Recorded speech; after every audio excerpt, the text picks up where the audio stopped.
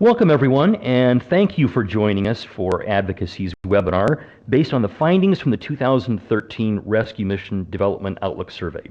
Today, we're going to be taking a look at the key fundraising outcomes for gospel rescue missions, lessons learned from the 2013 development study.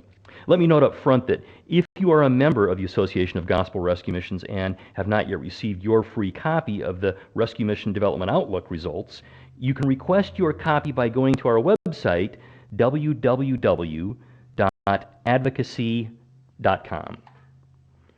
I'm Jeff Crabtree. I'm a senior consultant with Advocacy, and I'm here today with Jerry Grimes, and our hope is that this discussion today will help empower you to further grow the income at your rescue mission. Advocacy's mission is empowering ministries to impact more people for Christ. And we do that by growing funding for rescue missions, for Christian broadcasters, Bible colleges and universities, missions agencies, nonprofit organizations that carry the gospel. And today we're going to be taking a look at the results from the 2013 Rescue Mission Development Outlook and some of the lessons that we've learned. Leading today's review of the important outcomes from this 2013 Rescue Mission Development Outlook is Advocacy's Vice President and Senior Development Consultant, Jerry Grimes. Jerry combines over 30 years of executive director leadership and development director's positions with a number of both regional and national ministries. Applying solid biblical stewardship principles, Jerry partners with Christian-centered ministries to attract and cultivate champions to support their causes while growing income and building the ministry's capacity for growth. Jerry, thanks very much for joining us today and providing us with some valuable takeaways to help us impact more hurting people in our markets for Christ. Well, thanks, Jeff. Of course, it's a pleasure to be with you. And like you said, our hope today is to be helpful to those of you who are listening, our friends at Gospel Rescue Missions around the country, to maybe provide some real actionable steps that you can take after reviewing this development outlook. And I don't know about anybody else, but I was really encouraged about the number of Gospel Center rescued missions who participated. How about you, Jeff? Well, that was fantastic. To get more than a third of them to jump in on this was exactly what we were looking for. Jerry, with over a third of the members actually participating in this development study, one of the first things we observed from the results is that donor loyalty, it just continues to wane. We see that in the response levels from our direct mail, the migration of donors to other ministries, efforts to re-engage lapsed donors, and difficulties just in attracting new long-term donors to our ministries. How can a gospel-centered rescue mission build deeper and longer relationships with their donor base? Well, you're zeroing in on really what is the heart of fundraising, the heart of development work, and that is engaging donors around your vision. It's so important, and I'd like to just maybe stop and take a step back at what gospel-centered rescue missions do and their purpose. Now, everybody's got a little bit different way that they state their mission. There are different programs, but at their very core, I like to say that gospel-centered rescue missions are changing lives by changing lives. And here's what I mean by that. When you help a person who's downtrodden, a person who's addicted, or a person who's homeless, and you give them a warm bed and a great meal and a place to clean up and maybe job training and all of those things along the way, you're doing it in the name of Jesus Christ. And when you turn their lives around and they're transformed, their life change story can change someone else's life when you share it. So people in the community can be impacted by what you do, even if they're not one of your clients. And I think that is the place to start in engaging donors around your vision. Help donors to understand when you change someone's life and you help them become a productive member of society, a productive citizen, and part of our community again, it has a ripple on a pond type effect on the community. And we don't know how many more lives can be impacted from that. And so that's how donors can start to understand their role in being a part of your story. It's as simple as that. The other thing I would say is that we're all busy people, right, Jeff? I mean, when you go down the highway on your way to work, do you ever see billboards?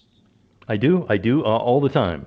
Have you noticed in the last few years that they're not just a billboard for just one thing, but they're actually sort of, because they're digital, they've been turned into giant television sets, and they're advertising 3 and 4 and 5 things at a time sometimes. And that's just an example of the barrage of messages that all of us get in a day's time. I mean, with email and social media and websites and 500 channels on our TV, we're just consumed by media and we're just overwhelmed with messages. And people are really, really busy. So I would say the first thing that you need to do to really deepen donor relationships is understand that and keep your messaging when you're trying to relate to donors bite-sized. Keep it small. We don't have time like Grandma did to sit and read a big magazine because we just have all these other things going on. You also want to keep it personalized because we put up filters these days on all the messages that we get. If it's too big, we won't read it. If it doesn't have our name on it, even if it doesn't seem like it applies to us, we're going to toss it. And because we toss so much mail, that leads to the third little tip here: make your messaging frequent. The fact is, don't be offended, but people read their mail standing over the wastebasket. You have about 7 seconds to try to get them interested in what you have to say. And a lot of times they just toss it in the wastebasket even before opening it.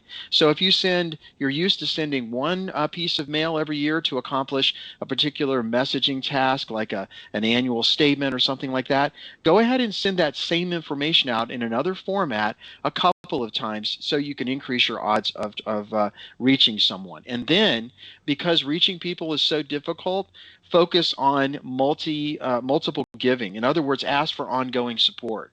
Monthly giving, Jeff, is the fastest growing mode of giving in fundraising in the United States today. Most nonprofits are growing their income by creating $10, $20, $30 a month clubs that people can sign up for on their credit card, debit card, one time, automate the process, and then they don't have to worry about it ever again. And once you sign those people up to the program, don't bug them, because the more solicitations they get from you after they're giving monthly on a credit card, debit card, or EFT, that's just a signal for them to stop, and they will. About 8 to 12% of them will stop if they're solicited again. So those are my tips. Engage your donors around your mission, communicate in bite-sized, personalized, and frequent chunks, and also build a monthly donor program. Ask for ongoing support. Jerry, would you say that most ministries tend to ask too little or too much from their donors? You mean in terms of frequency? Right. I don't ask often enough. I think that we're used to sending out solicitations once or twice a year. There is a way to inform donors about the real results that their giving are making, and make a soft ask at the same time. And that's one of the techniques that we teach. I love that. Thank you. Now, obviously, fundraising is a critical role for a mission, and one that can consume an incredible amount of time for those rescue missions that don't even have a position of development director filled. What are some of the development activities that, let's focus on the executive director, that they should focus on as they balance their activities between running the mission, caring for the people that they're ministering to, overseeing the staff, securing the funding that they need to keep everything moving forward? Well, the most important thing that an executive director without a development director to work with can do is to start to change their own heart and their own mind about development and fundraising. They need to see it as ministry. It's not a necessary evil. And they need to take that same message to everyone on staff, all of the program folks that work for them, every volunteer, every board member. They can't see development and fundraising as sort of this extra thing we have to do in order to do the ministry that we get to do. That's the necessary evil mentality I'm talking about. It has to be integrated. They have to see development as part of ministry. And I think that once they begin to see that and see donors as people that they should care for and steward and engage, and see this as an opportunity to begin to give glory to God by sharing the impact of the real lives that are being changed in their midst, people inside the organization will start to see that fundraising is everybody's job, and they'll get excited about doing it. They'll get excited about giving you names of people to invite in for a tour. They'll get excited about talking about their rescue mission work at their church or their civic club. And that's what I mean by making fundraising everybody's job. We also should consider consider very practically some outsourcing. Many rescue missions have hired agencies. Agencies are working with direct mail in many cases and doing a fine job of donor acquisition, but there are ways that an organization like Advocacy can come alongside and help with the stewardship of donors and donor communications. We could maybe talk to some of the rescue missions about working with their agency to do that. But there are lots of other ways to outsource. You can engage your board members. You can engage volunteers in development work. There are lots of resources and ways to engage people. So consider outsourcing would be the second point that I would make. And thirdly, I would say engage your board. Boards, we're going to cover this a little bit later, I believe, but boards should really be giving a sizable percentage of your annual fund. And in addition to that, they should be supplying you with the names, and most boards should be directly involved in getting out and engaging donors. And I think a board development process is something, if you get committed to it and you're one of these executive directors without a development director, that can be a really great way to start to bring new revenue through the door by getting the board engaged. I love what you mentioned in the beginning, that this really is a mindset. Why is that so important, that the leader of this organization has this development mindset? Well, if we believe, as we should from the Bible, from reading passages like 2 Corinthians 8 and 9, that asking people to give to God's work, as Paul did in those passages, is a very godly thing. And a famous author by the name of Henry Nouwen, a great saint of the Lord, wrote a little pamphlet on fundraising, and he said that that asking people to give to God's work is just as important as preaching the gospel. The poor or healing the sick. And if we believe that, then we can't look at this work of God as a necessary evil. If we do, we're not doing all of what God is asking us to do in our ministries. And so we're fundamentally wrong, and it could be the reason why God has not chosen yet to bless our ministries the way that he could if we embrace the idea that donors are relationships that we should steward. It kind of goes back to the parable of the talents. How good a job are we taking care of what God has already given us in our donors and our friends of the ministry? Exactly. And one of the key areas that we saw some important results from this development outcome indicated that many of the AGRM members have either not developed a major donor program as a part of their annual funding plan, or if they have, they're really struggling with it becoming a significant portion of their overall funding. Why do you believe that a robust major gift program has become such a game changer in today's environment? Well, I think a major gifts program can be a gospel-centered rescue mission's secret weapon. And I believe that because there are people who are giving sizable gifts to rescue missions, $1,000 or more at a time, and very little is being done to cultivate those relationships beyond sending a receipt, maybe a thank you note or a call. If you take the time to get to know who these people are, and you take the time to connect their passion for the Lord with your ministry, you can then turn a donor who gives you $1,000 into maybe someone who can give you $10, $20, $100,000 at a time. And I think it's really important along these lines, Jeff, to invest in some tools. And I think one of the most important tools that a lot of our friends in the gospel-centered rescue mission world lack is training in this area. There are a lot of ways that you can get trained in the major gifts arena. We certainly offer that kind of training at Advocacy, and I like to think, of course I would, that our training is the best. But if you're not able to work with us, just know that what you should be looking for is what we do, which is hands-on, practical, in-the-field training. We literally go out with you on calls, observe you, and then coach you through the process to help you be the best major gift officer you can be. And that, I think, is making the difference for the people that we're working with, and it's what I mean when I say invest in the right tools. Also, wealth screening. Some of you may not know what that is. It's simple research to understand who the people are in your donor file and understand their capability of giving at a higher level. And that helps you decide how to prioritize your visits. You can do the same thing. You can prioritize your visits by how much somebody has given to you, but that doesn't account for people who might only give you a token gift of $50, $100, or $500 when they're capable of giving tens of thousands of dollars if their heart was cultivated. Well screening provides you the ability to understand who these people are that have the higher capacity, so you can prioritize your giving list and decide who to go help, who to speak with and who to cultivate. The other thing I would say is in the area of getting serious about development, and that is planning your work. We see this all the time where people say, oh, well, I know I should call these major donors, and they pick up the phone, they call a couple of them, but they don't really go to the next step of developing an individual plan of care, what we call an IPOC, an individual plan of care for each and every major donor on their list. Some donors, you need to start out thanking them for their last gift. Some donors haven't given in a while, and you need to cultivate the relationship and help them understand what's going on at the ministry right now, and cultivate that relationship before you can ask them for the next gift. Some donors, you have to find out, really all donors, you have to find out what their passion is so you can connect it back to what God is doing in your midst.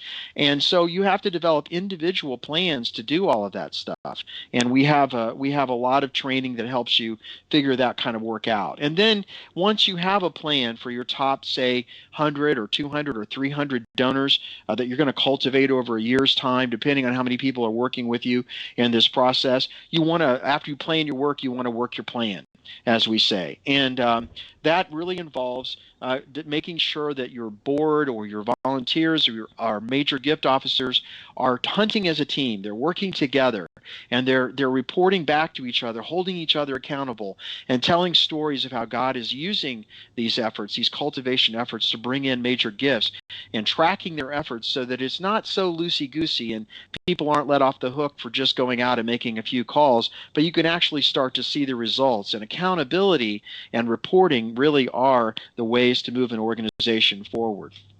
And again, if you don't have the ability to put together this kind of a plan, you haven't really done that kind of a plan before for major gifts. Again, what's a great way to go about getting that done? Well, advocacy is in that business. That's part of what we do.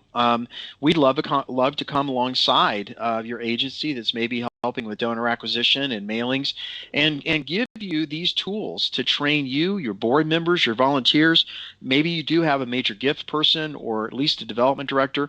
We can help you put together a major gifts program. We've started many very successful major gift programs completely from scratch and raised hundreds of thousands of dollars, and we'd love to come in and help you do that. Well, I'm glad you brought that up, because I understand from what you're saying the importance of pursuing gifts from those donors with the capacity of making, really large gifts, 5 and 6 figures. But what are some of the key steps that a rescue mission executive director and development directors, for that sake, need to take to counter some of the difficulties that rescue missions are facing in trying to develop and integrate a successful major donor program into their annual funding plan? Well, sometimes when we talk with gospel-centered rescue missions, we encounter a little bit of resistance when we talk about major gifts, and I think that's because they've tried it and it didn't work for them, and they kind of fold their arms across their chest and say, "We tried that. We just can't seem to attract the people in town that have the capacity to give the larger gifts. We're just satisfied with getting the $25, $50 gifts at a time from our mail, and we're just not going to mess with that anymore." The problem is that major gifts always work. It is always worth it to get out of the office and go out and cultivate relationships. You just have to do it planfully, and you have to do it, with knowledge that it's going to take time, but you can do it if you're consistent with it. And we find that there are pitfalls that people fall into when they undertake this work, and it shuts them down, and it creates that attitude that I was talking about. And the first pitfall is really just inertia. Getting started. A lot of times people talk a good game. They talk about maybe getting going with a program like this. They attend a seminar, but they just never really get it off the ground. And they go back home from attending something, maybe a seminar or a presentation somewhere, or watching something even like this online, and they go back to their daily work of helping people, and things never happen. And it's got to be more fundamental than that. It's got to have a lot more intentionality than that, and you've got to have some accountability into the program to get over that kind of inertia. The second thing is failing to plan. I talked really just briefly a second ago about writing down, keeping a list of the people you want to cultivate. Take, if it's just you and you're working all by yourself, take 50 people. I'm going to take my top 50 donors, and I'm going to cultivate them between now and say the beginning of next year. And make a plan. Figure out how many days a month or a week you can be out of the office, and fill up that time with appointments with those people, and work your plan, develop a plan, and work it, and make sure that you're engaged with those people. So failing at a plan is huge. Make a few calls and keep going. Don't just stop after making the first few. And then the last thing is fear of asking, or the next thing I should say is fear of asking. This is the number one reason why major gift plans fail. I don't see myself as a person who can go out there and ask for money. It's just not me. I'm just not good at that. Well, that's fine. You need to get over that fear of asking for money by learning that it's not just asking them for money, it's inviting them to join you in the work that God is doing through your gospel-centered rescue mission. It's an invitation. And you are also out there conducting ministry. You love to minister to the people, the men and women off the streets that are coming into your rescue mission. Consider ministering to the donors that are giving to you, going out and finding out what is going on in their lives. I prayed with lots of donors over broken marriages and wayward children and health problems and all kinds of other issues. It's great ministry. It's a wonderful opportunity to steward relationships and help people at the same time. And when you do that, when you help someone, they'll never forget it, and they'll come alongside you and want to help join you in the work that you're doing. So it's not as much asking for money. That's really just one of the things that we do. It's ministry. It's holistic, and we should look at it that way. And then I think the last thing is telling and not engaging.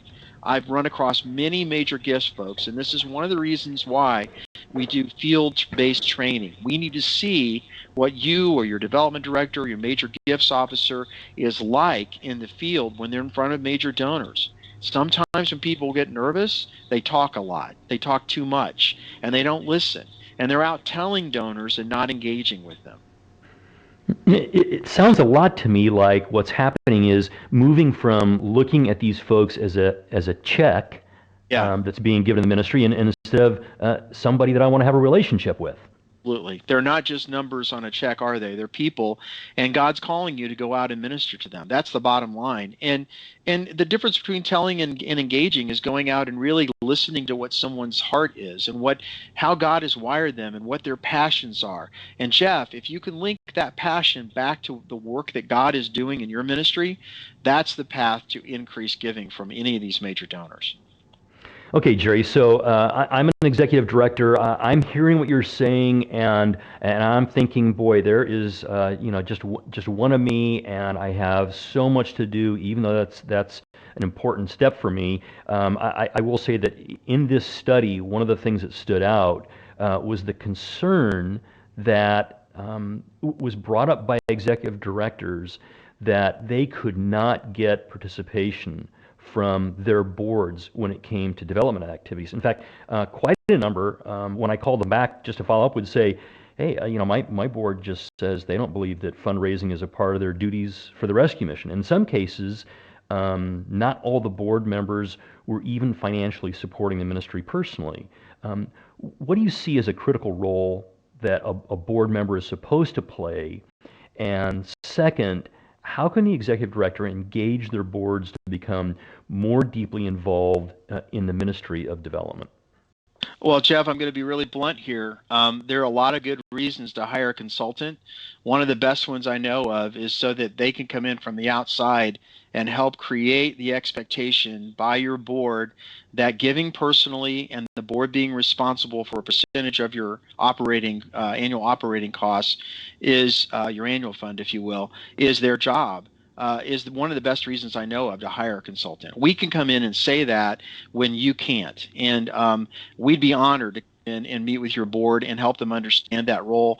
We can present empirical evidence from across the United States of very successful godly ministries where that expectation has been created, and it creates alignment from the top through the rest of the organization that God uses to bless the organization with incredible growth. And if that's your problem, you need to fix it, and we'd be glad to help. Creating the expectation among your board members that they as a board collectively should be responsible for a percentage of your annual fund, that they individually should be giving, and that they should be participating in leading the process of development by engaging their personal networks, their friends, is really crucial. And if you have board members that, after they've been exposed to this expectation, don't want to step up to the plate, then you need a strategy to slowly, over a period of time, grow different relationships for future board members so that you can evolve your board from where it is now to this point where every member is participating on that level. You need to make it easy for them to help by playing to their strengths. Not everybody, when you say that it's not the role for the board to be involved in fundraising, the first thing that they think of is asking for money.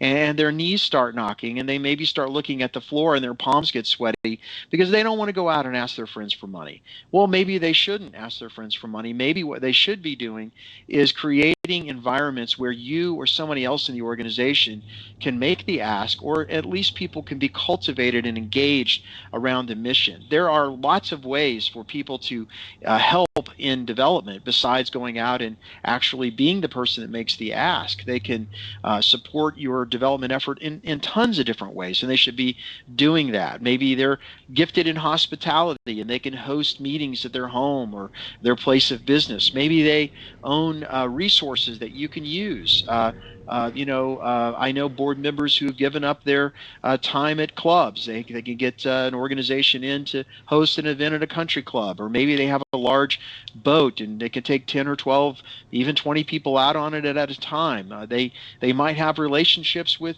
sports teams and can get free tickets to do fun things with donors. There's so many ways. We all have a sphere of influence. Play to their strengths and help them exploit that. And again, you can transition over time. Maybe your board isn't where it needs to be, but you can begin the process now by engaging the board members that you have and getting them to step up to the plate. And if you got some folks that just aren't going to play and just don't want to be a part of that, as their terms expire, look for new board members that really get this idea. It sounds like from a lot of it, you just don't need to panic on this. You need to give yourself the freedom to work with God's Spirit in helping to change their hearts and minds. Right, and I think one a very effective technique, and it's been used successfully in lots of organizations, is you have the main executive directors of the organization, the main board, and you can come alongside that board and create a community advisory panel, and this can be your drawing pool for future board members. And the whole purpose of the community advisory panel is notoriety for the organization in the community and fundraising. And so you're recruiting people who are starting to participate with you, starting to catch the vision, and as board members roll off and their terms expire and they need to be replaced, you draw from this community advisory panel, put those people on the board, and pretty soon, in a matter of a few short years or even months, you can end up with a very active, engaged board that really gets its role. I love it. Jerry, thank you so much. I mean, you have given us a ton of information today to think over.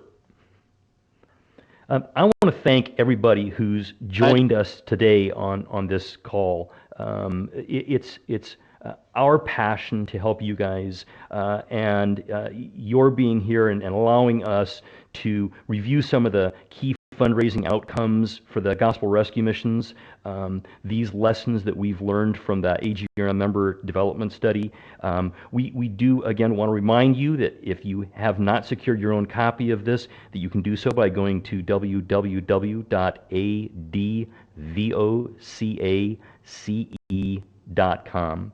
And if you have a vision for your ministry that tends to be a little bit bigger than the budget that you've got, please reach out to us. Let one of Advocacy's team members know. It'd be our deepest pleasure to empower your ministry to impact more people for Christ.